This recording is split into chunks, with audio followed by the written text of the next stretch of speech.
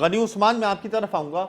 मुझे ये बताएं, इतने टैक्सेस आए हैं, कौन इतने टैक्सेस के साथ कारोबार करेगा? अगर कोई शख्स नया रजिस्टर्ड होना चाह रहा है स्टॉक मार्केट के अंदर और वो कारोबार करना चाह रहा है, तो उसको सीवीटी का भी सामना है, सिंह सर्विस टैक्स का भी सामना है, सुपर टैक्स का भी सामना है, कैपिटल गेन टैक्स का भी सामना है। इतने टैक्सेस के साथ कारोबार तो बहुत मुश्किल है। तो आप लोगों ने इस कुछ रिफॉर्म्स करने की कोशिश नहीं की? शमशाद अख्तर साहिबा चेयरपर्सन भी हैं, उन और डायरेक्टर्स हैं, उनको अप्रोच किया, उनको बताया हो, अपने मुसव्वदे दिए हों, अपने रिफॉर्म्स दिए हों कि इसमें कुछ कमी की जाए।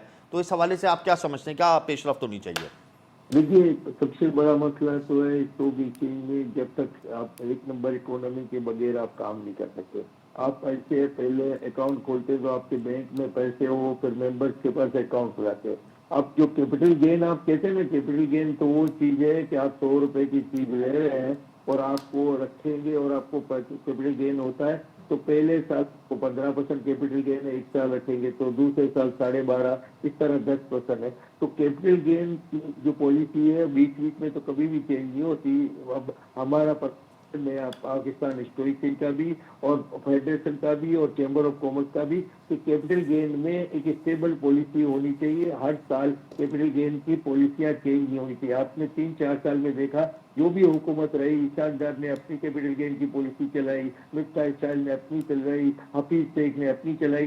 तो मैं कह रहा हूँ कि कैपिटल गेन की पॉलिसी है ना, वन से सिंगल टर्म एक बार कैपिटल गेन की पॉलिसी होनी चाहिए। ऐसा नहीं कि इन्वेस्टर का दूसरे साल कुछ हो जाए कैपिटल गेन और एक साल कुछ हो जाए। तो इसके लिए तो मैं बार बार मैं भी कह चुका हूँ, बल्कि मैंने तो हफीज शेख को भी कहा, मिफ्ता साहब को भी कहा कि भाई ये कैपिटल गेन की आपकी ये पॉलिसियां हैं, ये नहीं होनी चाहिए। और स्टॉक एक्सचेंज को भी चाहिए या फेडरेशन को और चैम्बर को भी चाहिए कि इस बारे में जो बजट आएगा इंशाल्लाह हम इस कोशिश को मुकम्मल कामयाब करवाएंगे। और दूसरा, आपने कहा कि स्टॉक एक्सचेंज में जो भी चार्जेस है, लेकिन स्टॉक एक्सचेंज में माशाल्लाह सीडीसी आपका ऐसा इदारा है कि अब वो जमाना चला गया। आप कोई शेयर बाय करते हैं तो विद इन 2 मिनट आपको मैसेज मिलता है, आप सेल करते हैं तो आपको 2 मिनट मैसेज मिलता है, आपको पेज अकाउंट के चेक मिलते हैं, आपके इमीडिएटली आपका ऑनलाइन क्रेडिट हो जाते हैं। तो मेरे ख्याल में सिस्टम तो बेहतर है।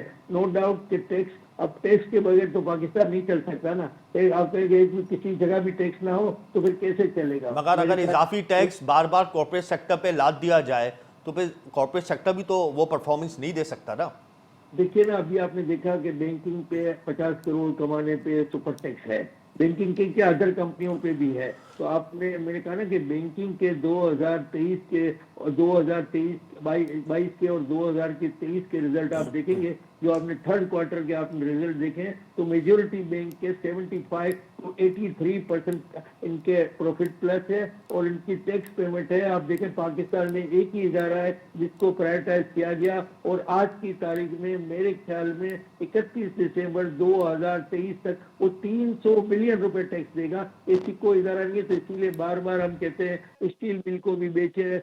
ये जो कंपनियां जो पाकिस्तान पे बड़े से बड़े बोझ है, रेलवे है, पीआई स्टेट मतलब पीआई है, आपका स्टील मिल है, तो इस सब चीजों को इमीडिएटली प्रायोरिटाइज करना चाहिए। हुकूमत का काम कारोबार करने का नहीं है। मगर अभी इमीडिएटली तो हुकूमत किसी को भी प्राइवेटाइज करने के मूड में नहीं है। पीआईए को भी तकरीबन 6 माह लगेंगे। स्टील मिल तो है ही नहीं प्राइवेटाइज नो की डाउट, फहरिस्त में देखिए इस जो वक्त। भी हुकूमत आए, मैं नहीं कहता कि ये केयर टेकर हुकूमत कर सकती है, इनका करना बहुत ही मुश्किल है मेरे ख्याल में। अब तो आप देखेंगे कि मुझे उम्मीद है इंशाअल्लाह ताला आज जो फैसले हुए हैं, और माशाअल्लाह सुप्रीम कोर्ट ने बड़े अच्छे सख्ती से फैसले किए, और 8 फरवरी की जो ईद का चांद नजर आया, इसके बाद जो भी हुकूमत आए उनको चाहिए कि मुल्क के इंटरेस्ट में प्रायोरिटाइज जरूरी है। पहले के जमाने में जो पाकिस्तान में नेशनलाइज हुआ है वो सबसे बड़ी गलती हुई है।